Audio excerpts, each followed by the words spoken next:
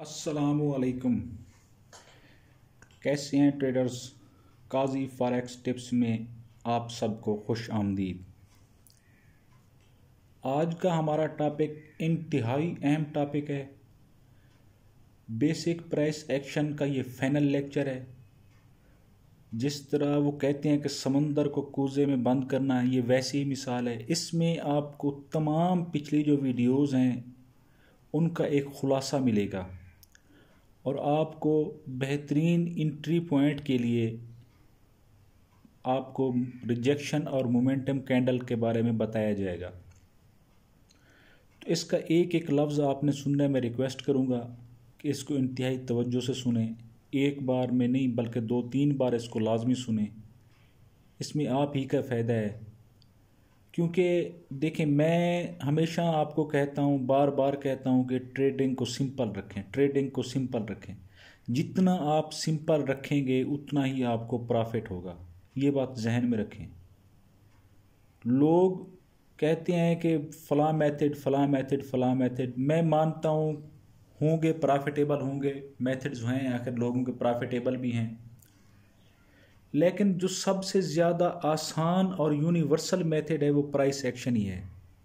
अभी हमने price action basic को कवर किया है, अभी हम एडवांस लेवल पे नहीं हैं।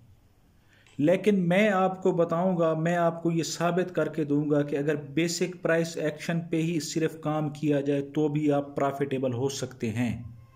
फ़र्क सिर्फ आपका risk reward ratio, money management और इमोशंस पर कंट्रोल, ये 3 चीज़ें होनी चाहिए आपके पास।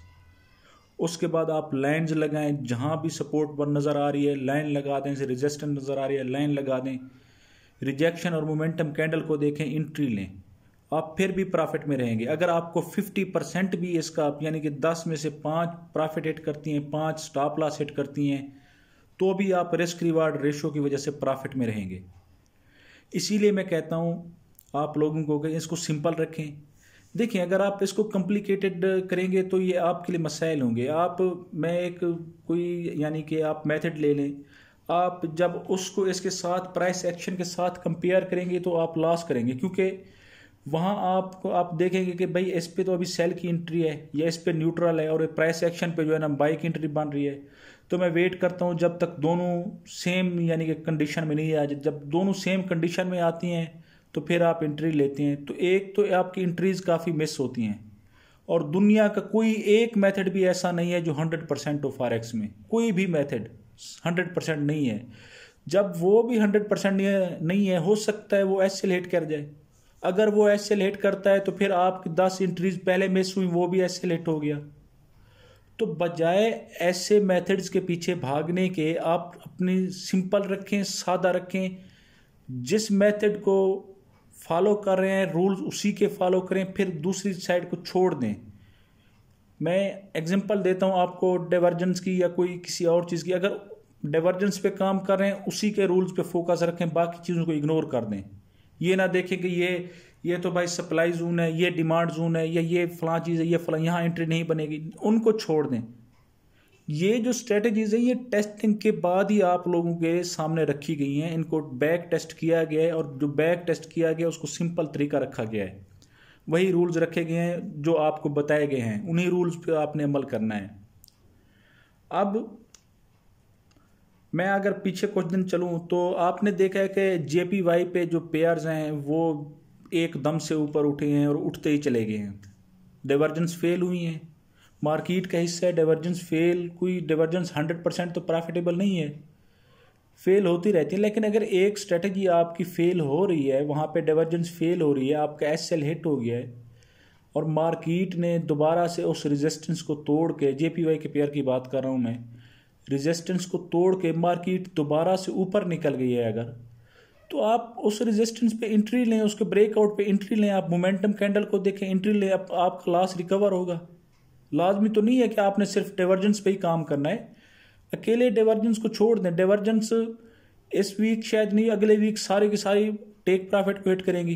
ये तो चलता रहता है, ये मार्केट का हिस्सा है। लेकिन किसी एक जो है ना, आप प्राइस एक्शन के साथ कोई एक स्ट्रेटजी है, जिस तरह डाइवर्जेंस है, हिडन डाइवर्जेंस है, फिबोनाची है, ये टूल्स इस्तेमाल करें।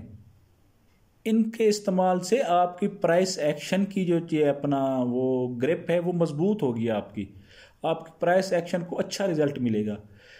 आज हम सिर्फ बेसिक पे ही बात करेंगे, जो चीज़ें मैंने आपको पिछले सारे लेक्चर्स में बताई हैं आज उन्हीं पे बात करेंगे, और रिजेक्शन और मोमेंटम कैंडल पे आपको मैं एंट्री का मेथड बताऊंगा। देखें, आप दुनिया का कोई भी मेथड इस्तेमाल करें, अगर आप एंट्री का लेने का आपको पता नहीं है कि एंट्री मैंने कब, कहाँ, किस वक्त, कैसे लेनी है, तो वो प्रॉफिटेबल नहीं हो सकता मेथड आपके लिए। मेथड के प्रॉफिटेबल होने के लिए आपको एंट्री के एग्जैक्ट पोजीशन पता होना चाहिए, और एग्जिट होने के लिए भी आपको फिक्स पता होना चाहिए कि मैंने यहाँ पे एग्जिट होना है, यहाँ पे मैंने इंटर होना है। अगर ये चीज़ें हैं तो फिर तो आपका मेथड कोई भी ले लें कामयाब है। अगर आपको एंट्री मेथड ही नहीं पता, आप प्राइस, जिस तरह मैं एक अपना सिग्नल्स वालों की बात करूं, वो आपको सिग्नल दे देते हैं कि पेंडिंग ऑर्डर्स दे देते हैं बाज़ औक़ात पेंडिंग ऑर्डर्स पे, और अक्सर उनमें से पेंडिंग ऑर्डर्स जो है ना स्टॉप लॉस सेट करते हैं। और पेंडिंग ऑर्डर्स का क्या होता है, 200 पिप का तो वो एसएल रखते हैं, 50 पिप का take profit, risk reward ratio maintain नहीं रखते। अगर प्रॉफिटेबल है भी सही तो भी वो एंट्री उस वक्त बताएंगे सिग्नल वाले पेंडिंग ऑर्डर की कि वो आपके कम अज कम, अगर आप मैनुअली एंट्री लेते, आप देख के खुद एंट्री लेते, तो 25 से 30-40 पिप्स जो है ना बचा सकते थे पहले ही। जहां उनकी एंट्री शुरू होती वहां आपकी हाफ ट्रेड क्लोज हो चुकी होती। तो इन बातों को जो है ना जहन में रखें। मैं हमेशा से आपको कहता आया हूं, अब भी कह रहा हूं कि भाई इसको सादा रखें। मेरा किसी से कोई मफाद नहीं है, ना ब्रोकर से ना किसी और से। आप लोगों को अगर मैं ये चीज़ें बता रहा हूँ, सिखा रहा हूँ, तो सिर्फ इसलिए कि शायद कोई आप में से कोई निकल है, प्रॉफिटेबल हो जाए, इसको फॉरेक्स को समझे, इसकी नेचर को समझे। मेरी तो यही कोशिश है। मैं एक चीज़ में अमल कर रहा हूँ, एक चीज़ पे मैं काम कर रहा हूँ। मैं चाहता हूँ कि आप लोग उसको देखें, अगर पसंद आए तो उस पर काम करें। अभी आपको बेसिक प्राइस एक्शन मैंने बताया, आप प्राइस एक्शन को देखें, मेरे पिछले लेक्चर्स देखें। अगर आपको सिर्फ सपोर्ट, रेजिस्टेंस और ट्रेंड लाइंस पे ही अगर आपको प्रॉफिट मिल रहा है, तो फिर आप क्यों कहीं और जाते हैं? आप अपना टाइम क्यों ज़ाया करते हैं? इसी पे प्रैक्टिस करें। हाँ, अगर आप प्रैक्टिस नहीं करेंगे तो कोई भी मेथड कामयाब नहीं होगा, चाहे कुछ भी हो जाए। प्रैक्टिस तो शर्त है। प्रैक्टिस, मैं खुद कोई दिन, मेरा 8 साल हो गए मुझे, मेरा कोई दिन ऐसा नहीं गुजरा जिस दिन मैंने कोई न्यू चीज़ फॉरेक्स की स्टडी ना की हो। मैं कोई पॉइंट, कोई वीडियो आ जाती है वो देख लेता हूँ। बेशक मुझे पता होता है कि ये मेरा अपना मेथड है, लेकिन फिर भी मैं उसका मेथड देखता हूँ किसी और का, कि शायद कुछ इम्प्रूवमेंट आ जाए, शायद मज़ीद निखार आ जाए। तो ये चीज़ सारी ज़िंदगी चलेगी। आप आदत बना लें अपने अंदर, इंशाल्लाह कामयाबी मिलेगी। आज हम बात करेंगे, ये तो हो गई पिछली बातें। अब हम नेक्स्ट जो इस लेक्चर में जो मेन मकसद है उसमें हम बात करेंगे एंट्री कैसे लेनी है। आज मैं आपको एंट्री लेने का तरीका बताऊंगा, और आपको ऐसा परफेक्ट और एक्यूरेट एंट्री का तरीका होगा। जब आप इसकी रियल पे अप्लाई करेंगे, जब आप इसकी प्रैक्टिस करेंगे, तो आपको अंदाज़ा होगा कि मैंने कितना सच कहा है। आपने यूट्यूब पर कमेंट्स में ज़रूर बताना है कि इसमें कितना हद तक मैंने सच कहा है, क्योंकि मेरी आदत नहीं है कि मैं आपको व्यूज़ के लिए या किसी और चीज़ के लिए ऐसे ही आपको मैं कहता रहूं कि भाई ये चीज़ ऐसी है, ये चीज़ वैसे है। भाई, जो चीज़ मुझे खुद मैं इस्तेमाल करता हूँ, जिस तरीके से मैं खुद प्रॉफिट में हूँ, उसी तरीके को, वही तरीका मैं आप लोगों को बता रहा हूँ, ताकि आप लोग अपनी अर्निंग, अपना सिस्टम एक चला सकें। लेकिन अक्सर होता ही है कि अक्सर होता ही है कि काफ़ी दोस्त जो है ना अपने इमोशंस पे कंट्रोल नहीं करते, जल्दबाजी कर जाते हैं, जिसकी वजह से लॉस होता है। तो अभी मैं जो आपको चीज़ें बता रहा हूँ, ये कैंडल स्टिक पैटर्न में से 2 कैंडल्स में ले रहा हूँ। ये याद रखें, कैंडल स्टिक पैटर्न, एक तो वो कैंडल स्टिक पैटर्न है जो एडवांस लेवल में हम स्टडी करेंगे, जिस पे मार्केट की सिमत का तयन होता है कि मार्केट ने रिवर्स होना है, ट्रेंड ने कंटिन्यू रहना है, या अपना अभी मार्केट जो है ना रेंज में है, उससे पता चलता है। लेकिन एक जो ये मैं बता रहा हूँ, ये एंट्री के लिए हैं। ये आपको मार्केट के एनालाइज करने के लिए नहीं है, ये एंट्री के लिए हैं। ये बात अपने जहन में रखें। तो बात करते हैं सबसे पहले रिजेक्शन कैंडल की। हमें एंट्री के लिए, अपनी एंट्री के लिए सबसे पहले मार्केट से रिजेक्शन चाहिए, चाहे सपोर्ट हो, चाहे रेजिस्टेंस हो, चाहे ट्रेंड लाइन हो। हमें पहले मार्केट से रिजेक्शन चाहिए। अगर सपोर्ट से रिजेक्शन है तो उसके लिए हमें हैमर कैंडलस्टिक टाइप का पैटर्न ये बना हुआ है, ये हैमर कैंडलस्टिक, इसको हम रिजेक्शन कैंडल कहते हैं। हैमर हो या शूटिंग स्टार हो, इनको हम रिजेक्शन कैंडल ही कहते हैं। हमें सपोर्ट से विक जो चाहिए वो नीचे की तरफ चाहिए, बात जहन में रखें। अगर हमने बाय की एंट्री लेनी है, कहीं मार्केट किसी सपोर्ट पे है, तो हमें रिजेक्शन जो है वो नीचे से चाहिए। कैंडल के कलर से फ़र्क नहीं पड़ता, कलर कोई भी हो सकता है, याद रखें। कैंडल का कलर कोई भी हो सकता है, हमने सिर्फ उसकी विक और बॉडी को देखना है। जो रिजेक्शन कैंडल है उसकी मैं आपको बता देता हूं कि उसकी पहचान कैसे करनी है। रिजेक्शन कैंडल की सबसे पहली पहचान ये होगी कि उसका 10% उसकी बॉडी होगी, 90% उसका विक्स होंगी, जिसको हम लेग्स भी कहते हैं, विक्स भी कहते हैं, विक भी कहते हैं, लेग भी कहते हैं। ये इसकी बॉडी है और ये नीचे वाला हिस्सा है इसका लेग, या इसको विक हम कहते हैं। ये लेग या विक है। जितना लंबी विक होगी उतना ज़्यादा आपकी परफेक्ट एंट्री होगी। अगर तो आधी बॉडी है आधी विक है तो ये हमारे रिजेक्शन काउंट नहीं होगी। हमें रिजेक्शन के लिए कम अज़ कम जो रेशियो है वो 1/3 चाहिए। 1/3 आप समझ रहे हैं? 1/3 से मतलब एक हिस्सा उसका बॉडी हो और 2 हिस्से उसकी विक हो, डबल हो उसका, तब जाके हमारी वो, ये कम से कम शर्त है। लेकिन जितना ज़्यादा डोजी टाइप जो कैंडल्स होती हैं वो ज़बरदस्त होती हैं। यहाँ पे ये बॉडी है बिल्कुल हल्की सी, जो है ना बिल्कुल हल्की सी बॉडी होती है, जहाँ से मार्केट ओपन होती है वहीं पे भी क्लोज होती है, नीचे से लंबी विक बना के, ऊपर से लंबी विक बना के। तो ऐसी ही कैंडल्स जितना ज़्यादा विक होगी उतना ज़्यादा परफेक्ट होगी। हमें सपोर्ट से, अगर मार्केट सपोर्ट पे है, हमें रिजेक्शन चाहिए बायर्स की तरफ से। बायर उसको ऊपर लेके आए, सेलर्स को पुश करें वो बायर्स।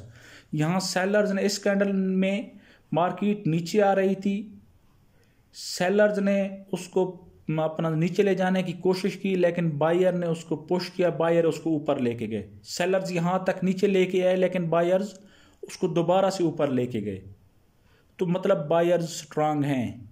इसी तरह रेजिस्टेंस पे, हमें रेजिस्टेंस पे विक जो कैंडल की है वो ऊपर की तरफ मिलनी चाहिए।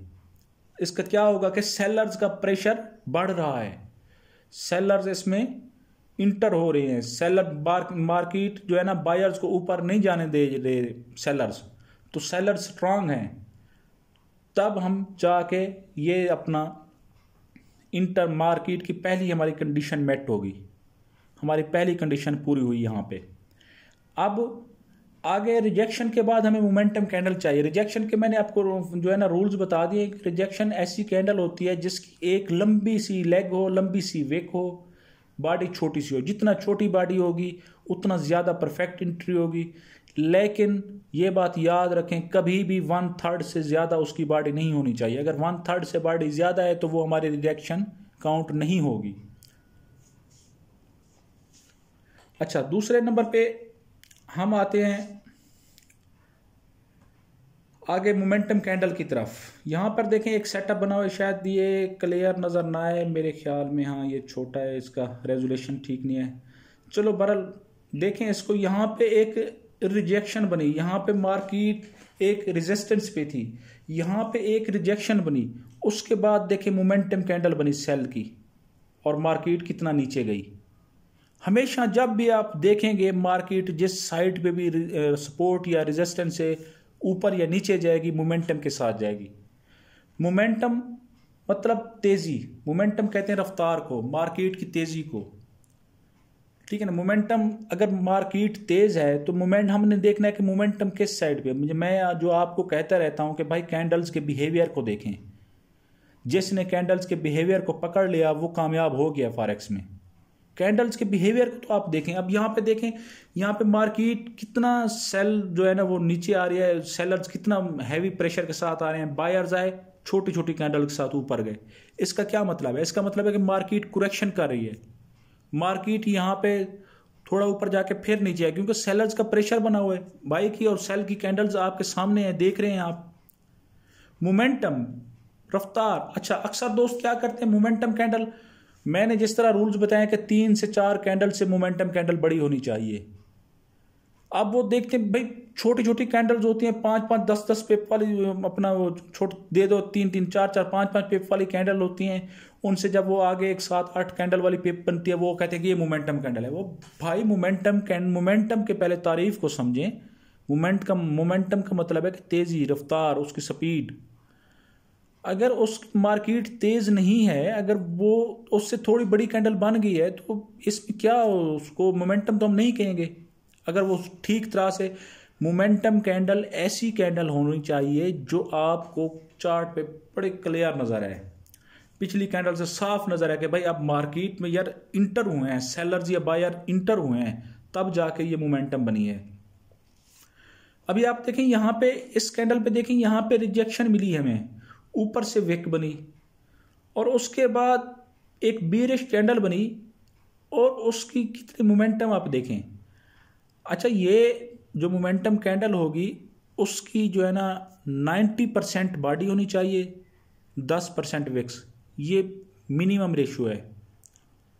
यानी कि इससे ज़्यादा अगर होगी तो हमारी मोमेंटम कैंडल नहीं होगी। अगर विक्स ज़्यादा होंगी तो वो हमारी मोमेंटम नहीं होगी। एक बड़ी सी कैंडल बनती है, उसकी आधी ऊपर विक होती है, आधी नीचे होती है, दरमियान में बड़ी सी बॉडी बनती है, तो हमने उस कैंडल को मोमेंटम नहीं समझना। मोमेंटम कैंडल अगर फुल कैंडल हो बॉडी वाली तो वो हमारी मोमेंटम कैंडल कहलाएगी। जिस तरह ये बनी हुई है और ये बनी हुई है, हाँ थोड़ी सी विक हो तो चल जाता है, अगर 10% तक विक्स हो उसकी तो चल जाता है ऊपर या नीचे, उसका कोई इशू नहीं है। लेकिन जितना ज़्यादा आप ये बात याद रखें, जितना ज़्यादा फुल बॉडी होगी उतना ज़्यादा हमारे परफेक्ट एंट्री मिलेगी। ये दूसरी बात। 2 ही कैंडल्स मैं आपको बताऊंगा एंट्री के लिए, अगर आप इन पे अमल करेंगे तो मैं आपको चैलेंज से कहता हूं आप प्रॉफिट में रहेंगे। एसएल हिट होंगे, कोई इशू नहीं है, एसएल तो हिट होना मार्केट का इशू है, लेकिन ओवरऑल आप प्रॉफिट में होंगे। मेरी मेहनत को ज़ाया ना किया करें, इन अल्फाज को, इन लफ्ज़ों की अहमियत को समझा करें। अगर मैं बार बार एक चीज़ को कहता हूं तो उसकी आखिर अहमियत होती है मार्केट में, तो मैं बार बार आपको कहता हूं। इसीलिए मैं बार बार कहता हूं कि मोमेंटम और रिजेक्शन कैंडल की आप प्रैक्टिस करें। आप इस कैंडल को, ये कैंडल बनी है, ये पिछली 3 से 4 कैंडल से बड़ी है, ये बाई वाली आप देख रहे हैं ग्रीन कैंडल, ठीक है ना। अब आप इसको मोमेंटम समझ लेते हैं, भाई ये कहाँ से आपको मोमेंटम नजर आ रहा, थोड़ी सी बड़ी है, इससे कैसे आपको पता चलता है कि बायर जो है ना वो प्रेशर में है। यहाँ से आपको रिजेक्शन तो कहीं से मिली नहीं, फुल बॉडी वाली कैंडल है, आप समझते हैं भाई ये मोमेंटम है। भाई मोमेंटम कैंडल ऐसी होनी चाहिए दूरी से नजर आए। और बाज़ औक़ात ऐसी न्यूज़ के टाइम जो मोमेंटम कैंडल बनती है वो उसको इग्नोर किया करें। न्यूज़ के टाइम वाली बहुत ज़्यादा लंबी हो जाए, सिर्फ चार्ट पे एक ही कैंडल नज़र आए, तो ऐसी कैंडल मोमेंटम नहीं होगी, उसको इग्नोर किया करें, वो न्यूज़ का इफेक्ट हो सकता है, उसको आपने शामिल नहीं करना अपनी एंट्री में। तो अब यहाँ देखें, जैसे ही हमारी कैंडल क्लोज हुई, हम यहाँ से इंटर हो गए, हमें पता चल गया कि मार्केट में सेलर्स का प्रेशर बना हुआ है, तो हम यहाँ से इंटर हो गए, तो रिजल्ट आपके सामने है। इसी तरह आगे देखें, यहाँ से मार्केट ने रिजेक्शन दी, मार्केट ऊपर उठी, फिर नीचे आई, फिर यहाँ पे अब कैंडल्स के बिहेवियर को आप देखें, यहाँ पे मार्केट ने विक्स छोड़ना शुरू कर दी, सेलर्स का प्रेशर ख़त्म होना शुरू हो गया। इस कैंडल को देखें, ये एक अच्छी रिजेक्शन मिली, और रिजेक्शन और मोमेंटम कैंडल का, अच्छा एक और बात याद रख लें, रिजेक्शन उस वक्त तक वैलिड होती है चाहे दरमियान में 20 कैंडल्स भी आ जाए, जब तक कोई न्यू रिजेक्शन ना बन जाए या मोमेंटम कैंडल ना बन जाए। कोई भी मोमेंटम कैंडल बनती है, बाई की बनती है, सेल की बनती है, तो उस वक्त तक वैलिड होगी। अगर बाई की, सेल की, अगर हम रेजिस्टेंस से ले रहे हैं, रिजेक्शन हमें मिली है, सेल के लिए रिजेक्शन मिली है, लेकिन बाई की मोमेंटम कैंडल बनती है, तो हमारे पिछले वाले रिजेक्शन ख़त्म, रिजेक्शन कैंडल की वैल्यू ख़त्म हो गई। अब हम न्यू रिजेक्शन कैंडल को देखेंगे सेल की एंट्री के लिए, रेजिस्टेंस पे बात कर रहा हूँ मैं। इसके दरमियान कैंडल्स का कोई फ़र्क नहीं है, जितनी भी कैंडल्स आ जाएं, लेकिन मोमेंटम और रिजेक्शन नहीं होनी चाहिए उनके दरमियान। अगर मोमेंटम आ गई तो फिर हम न्यू रिजेक्शन के वेट, अगर सेल की मोमेंटम आती है तो फिर हम इंटर हो जाएंगे, क्योंकि रिजेक्शन हमें सेल की मिली हुई है। लेकिन अगर बाई की दरमियान में मोमेंटम कैंडल आ जाती है अच्छी बॉडी वाली, तो फिर हम अगेन वेट करेंगे उसका कि इसके जो एंट्री बने, तो फिर हम एंट्री लेंगे। अभी आप देखें, यहाँ पे सारे जो है ना रिजेक्शन मिल रही हैं। यहाँ पे एक अच्छी पेन बार टाइप बनी और यहाँ पे आके बाई की मोमेंटम कैंडल बनी। यहाँ पे आप अंदाज़ा देखें, अब लग रहा है ना अंदाज़ा कि कितना अच्छी मोमेंटम कैंडल है। तो यहाँ से हम जब मार्केट में इंटर होंगे तो हमारा टीपी लेवल हिट होगा। ये चीज़ मैं अब आपको प्रैक्टिकल करके दिखाऊंगा। मैं एक सिंपल सा मैं आपको 1 मिनट दिखाता हूँ। अच्छा, तो अब हम इसकी प्रैक्टिस कर लेते हैं रिजेक्शन और मोमेंटम कैंडल्स की। इसके लिए मैं ये एक सॉफ्टवेयर यूज़ कर रहा हूँ। तो यहाँ से सिलेक्ट करते हैं पेयर कोई भी पहले सॉरी। तो कोई एक पेयर सेलेक्ट करके हम उधर सिर्फ सपोर्ट और रेजिस्टेंस लगा के ना उस पर हम जो है ना प्रैक्टिस करेंगे। कोई करेंसी का पेयर नज़र आ जाए कोई।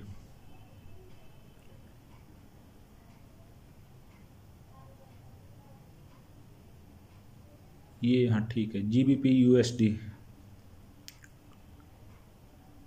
इसको हम स्टार्ट करते हैं 1 अक्टूबर 2020 से और एंड डेट को तो ठीक है छोड़ दें।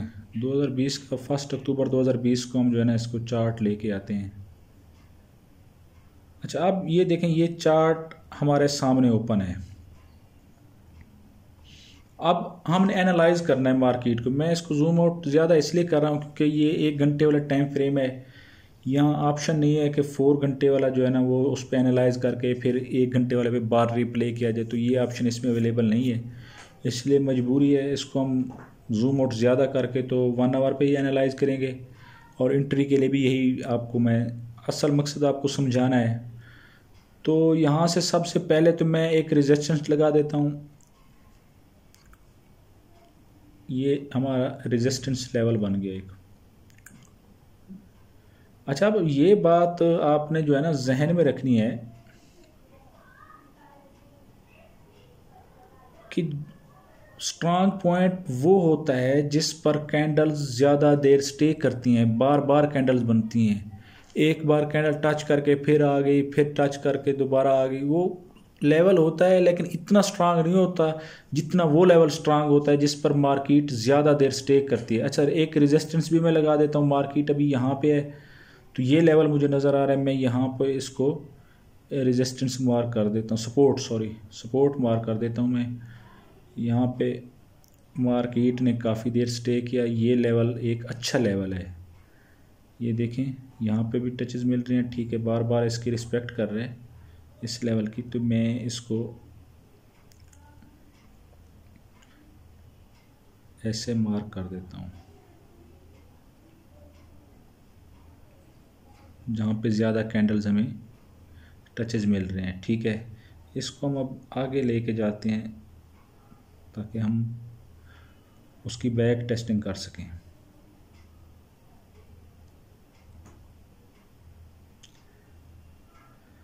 अच्छा, तो अब हम मार्केट को चलाते हैं। सिंपल सा है, ये मैंने सिर्फ सपोर्ट और रेजिस्टेंस ही लगाई है। अब मैं दिखाता हूँ आपको कि आपके सामने ही लगाई है मैंने, और ये क्यों लगाई है ये आप देख लें। ये इस लेवल पे इस वजह से लगाई है। यहाँ पे बार बार बहुत सारी कैंडल्स ने स्टे किया। 1 घंटे वाला टाइम फ्रेम है, तकरीबन 2 से 2.5 दिन मार्केट इस रेंज में रही। तो बार बार इसी लेवल को मार्केट रिस्पेक्ट करती रही, तो इसलिए ये ज़्यादा स्ट्रांग लेवल हो गया। तो अभी मुझे नहीं पता कि आगे क्या होने वाला है, कैसे होने वाला है। अभी मैं जो है ना इसको मार्केट यहाँ से ऊपर उठी हुई है काफ़ी ज़्यादा, तो यहाँ से ऊपर रेजिस्टेंस है, नीचे सपोर्ट है। एक और सपोर्ट भी मैं नीचे लगा देता हूँ। ये भी एक सपोर्ट हमारी बन गई।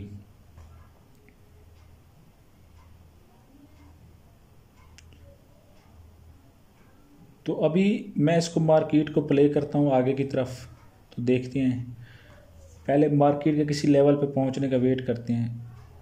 कैंडल्स क्यों नहीं शो हो रही, सॉरी।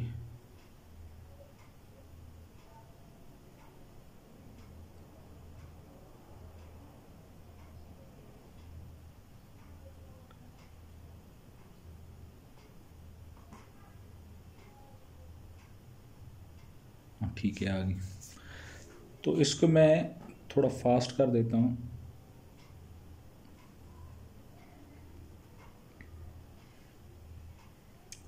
हाँ अभी देखें, ठीक है, अभी हमारी उसने रेजिस्टेंस को टच किया है और ऊपर से वो विक्स छोड़ना शुरू कर दिए मार्केट ने, लेकिन हम प्रॉपर जो है ना एंट्री का वेट करेंगे इस पर।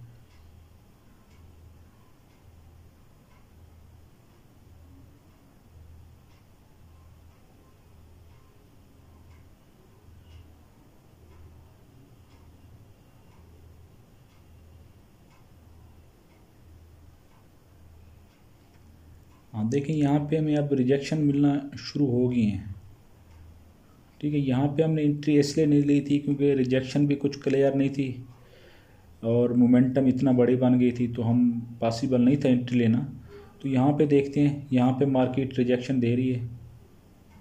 ठीक है, बार बार रिजेक्शन दे रही है। अब हम मोमेंटम कैंडल का वेट करेंगे। हाँ ठीक है, अब देखें हमें रिजेक्शंस मिलती रही, मोमेंटम कैंडल भी सेल की बन गई, और उसके बाद यहाँ से जब हम इंटर होंगे इस लेवल से सेल की हम एंट्री लेते हैं,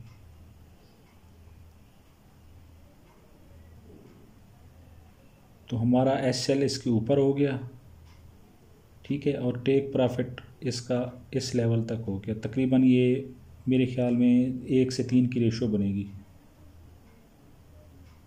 29.70 से 28.55 60। ठीक है, तकरीबन 115-20 पिप्स बनते हैं। ठीक है, एक इसको हमने स्टार्ट कर दिया।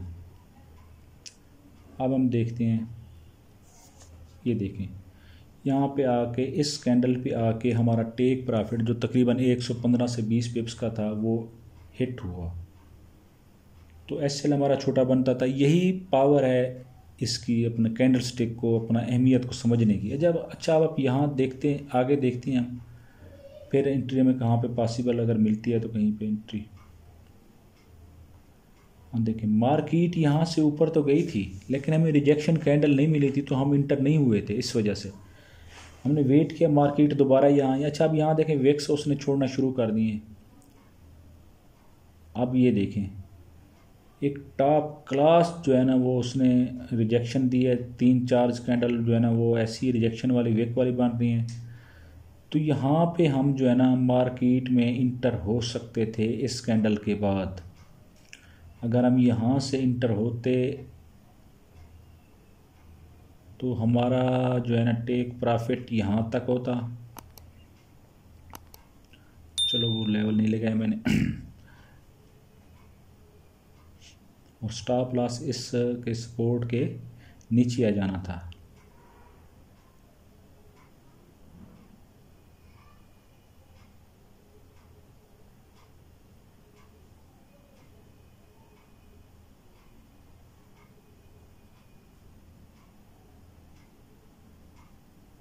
ये देखें, ये आखिर ये भी हमारा टेक प्रॉफिट हिट हुआ।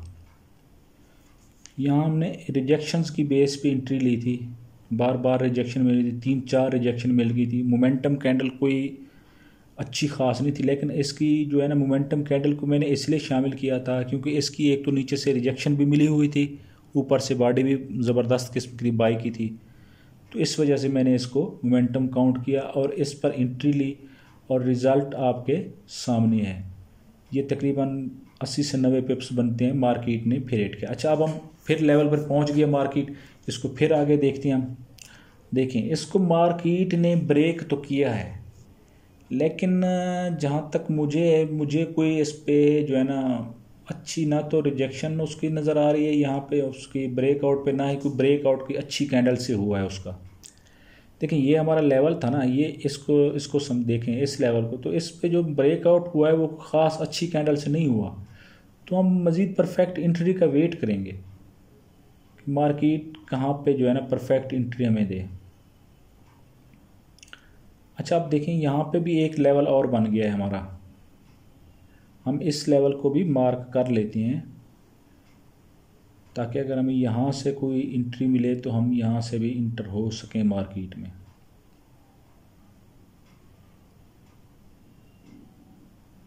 मार्केट, हाँ अब देखें ठीक है।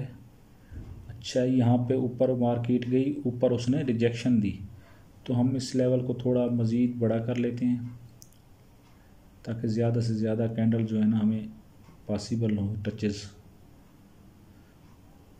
तो अब हम मोमेंटम कैंडल का वेट करेंगे सेल की अगर मिलती है तो। यहाँ पे हमें एक कैंडल मिली है सेल की, मोमेंटम ही लग रही है तकरीबन। तो यहाँ से हम जो है ना, मैं इसको बैक करता हूँ थोड़ा, यहाँ से ही हम सेल की एंट्री लेते हैं।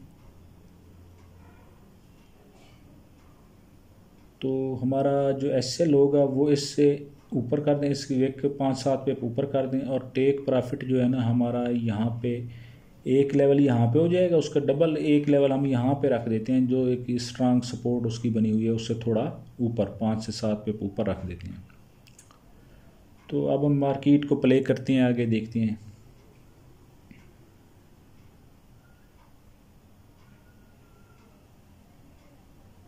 अगर आप इस कैंडल से मुतमईन नहीं थे तो इस कैंडल पे ये देखें, ये रिजेक्शन भी मिली हुई है, ऊपर इसकी अच्छी रिजेक्शन बनी हुई है। और इस कैंडल को देखें तो ये एक आपको अच्छी मोमेंटम कैंडल नज़र आएगी।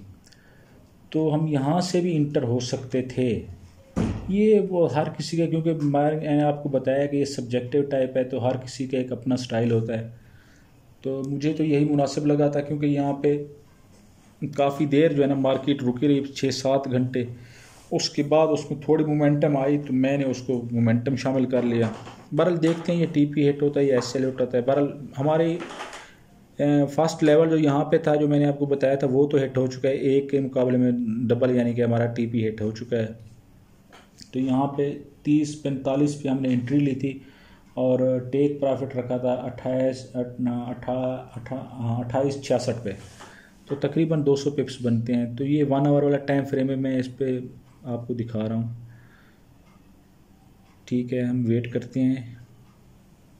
ये देखें, ये इस पॉइंट पर भी हमारा टीपी आके हिट हो गया। अभी हम मज़ीद अगर इंटर होना चाहें मार्केट में तो यहाँ से भी रिजेक्शन हमें मिली है मोमेंटम कैंडल देख के, क्योंकि ये इस लेवल को मैं आगे लेके जाऊँ अगर, तो ये देखें, ये इसके तकरीबन आलमोस्ट साथ ही है। तो यहाँ पे रिजेक्शन हमें मिली है। हम यहाँ से भी अगर हमें बाई की अच्छी मोमेंटम कैंडल मिलती है, लेकिन नहीं मिली, बाई की कैंडल मिली लेकिन उसने ऊपर से विक दे दी। तो यहाँ पे हमें मोमेंटम कैंडल बाई की मिली है, लेकिन इस लेवल पे हम इंटर नहीं होंगे, क्योंकि ये दरमियान वाला लेवल है, ना यहाँ है ये ना यहाँ है। ठीक है, हम वेट करेंगे। हाँ, मार्केट देखें दोबारा वहाँ इस लेवल तक पहुँच गई।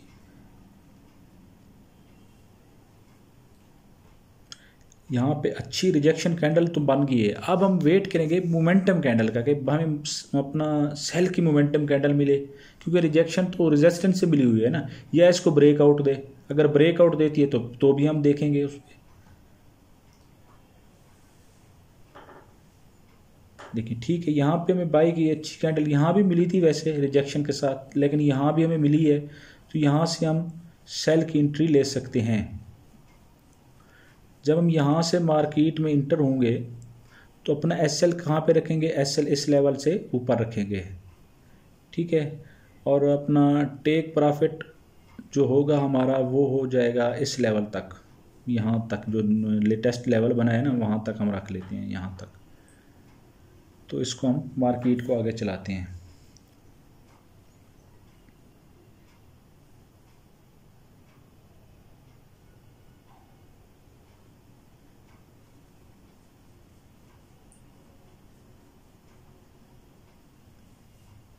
ठीक है, हमें हमारा टीपी जो है ना यहाँ पे था, मार्केट थोड़ा सा ऊपर से गई है।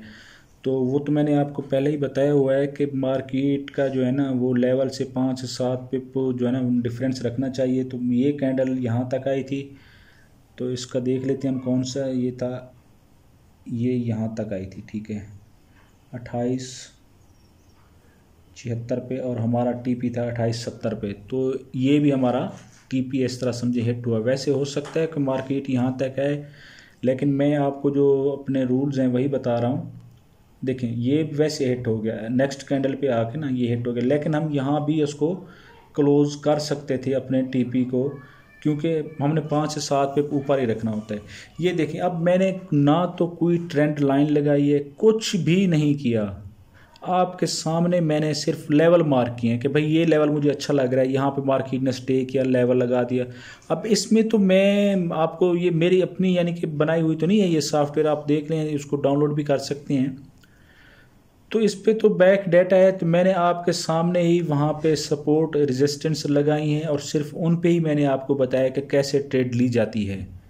लेकिन असल मसला ये है कि हमारे पास सब्र ही नहीं होता। हम मार्केट ने यहाँ से उसको ब्रेकआउट किया, हमने बाई की एंट्री ले ली, शायद कुछ पिप्स तो आपको मिल जाएं, लेकिन आप मुझे बताएं यहाँ पे अगर हम बाई की एंट्री लेते तो कौन सा रूल फॉलो हो रहा था?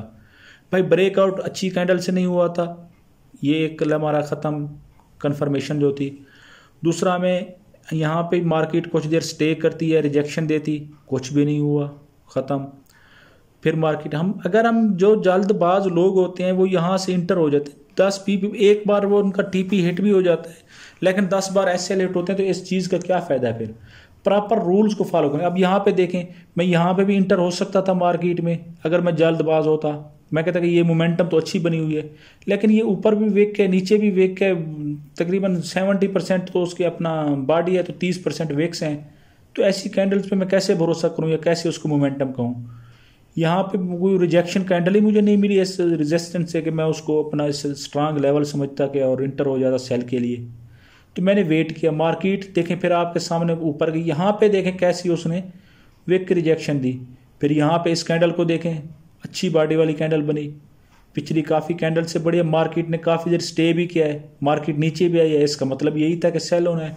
तो मैंने सेल की एंट्री ली, आपके सामने रिजल्ट है। इन्हीं 2 लेवल्स मैंने आपके सामने लगे हैं। अगर आप सिर्फ सपोर्ट रेजिस्टेंस भी लगाते हैं तो भी आप प्रॉफिटेबल हो सकते हैं, लेकिन उसके लिए आपको सब्र करना पड़ेगा, सब्र सीखना पड़ेगा। अब यहाँ पे देखें, मैंने यहाँ पे आके एंट्री ली, यहाँ से भी मैं इंटर हो सकता था, लेकिन मैं इंटर नहीं हुआ क्योंकि पीछे एक बाई की अच्छी बड़ी कैंडल थी। तो इस एक कैंडल पे मैं जो है ना आसरा नहीं किया, रिजेक्शन तो मुझे मिल गई थी, एक अच्छी टॉप क्लास रिजेक्शन कैंडल बनी थी। तो मैंने वेट किया यहाँ तक, जब मार्केट आई तो फिर एक अच्छी मोमेंटम कैंडल जो है ना मुझे मिली, मुझे अंदाज़ा हो गया कि मार्केट में सेलर्स का भाग हैं, तो मैं जो है ना सेल की एंट्री यहाँ से ली। तो प्रॉफिट आपके सामने है, एसएल आपके सामने है, सारा कुछ आपके सामने हो रहा है। तो भाई अपनी मेहरबानी करें, रिक्वेस्ट कर रहा हूँ, अपनी ट्रेडिंग को सिंपल रखें, सादा रखें और अपने आप को प्रॉफिटेबल बनाएं। जितना हो सके प्रैक्टिस करें, यही प्रैक्टिस आपके लिए जो है ना आगे आपको प्रॉफिटेबल बनाएगी। तो मेरे ख्याल में तकरीबन सारी चीज़ें इसमें जो है ना वो सारा बेसिक का जो है ना लेक्चर्स का मैंने निचोड़ कर दिया आपको। तो इस वीडियो को बार बार देखें, अगर समझ नहीं है तो बार बार देखें। इंशाल्लाह अब जो हमारा नेक्स्ट होगा वो स्टार्ट होगा, एडवांस लेवल स्टार्ट होगा प्राइस एक्शन का। उसमें फिर हम चार्ट पैटर्न्स और कैंडल स्टिक पैटर्न पे बात करेंगे। वो भी इंशाल्लाह मैं बहुत जल्द स्टार्ट करूँगा ताकि आप लोग नॉलेज में इजाफा हो सके। बाकी अगर आप ट्रेडिंग करना चाहें तो सिंपल इन सपोर्ट, रेजिस्टेंस और ट्रेंड लाइंस पे भी कर सकते हैं। तो ये इसमें बस फ़र्क से सिर्फ इतना है, आपने करना सिर्फ ये है कि आपने जो है प्रैक्टिस करनी है। जितना आप प्रैक्टिस करेंगे उतना ही आप प्रॉफिटेबल होंगे, ये बात याद रखें। तो इंशाल्लाह मिलते हैं नेक्स्ट वीडियो में आपके साथ। उस वक्त तक के लिए अल्लाह हाफ़िज़, अपनी दुआओं में याद रखिएगा। Thank you.